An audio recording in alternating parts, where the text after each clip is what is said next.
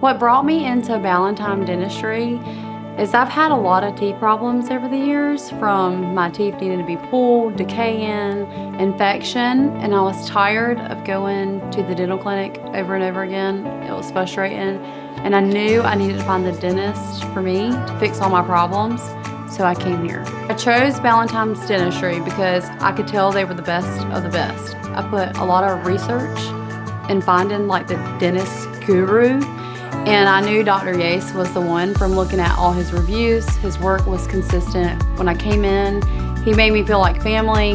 Like, I was so uncomfortable before I came, but as soon as he came in the room, it was like all my nerves were gone, and I knew he was the one. So the procedure that I received for implants impacted my life significantly, where it restored my confidence, my self-esteem. I'm able to eat whatever I want without any pain or discomfort, where before I was not able to do that. Dr. Yaste is so cool. Like, he's knowledgeable.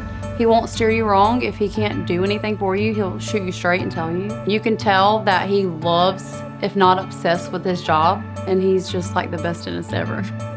My advice for somebody who needs the same procedure and they're scared is to just do it. Because if you don't, you'll regret it, and you never know what it could be.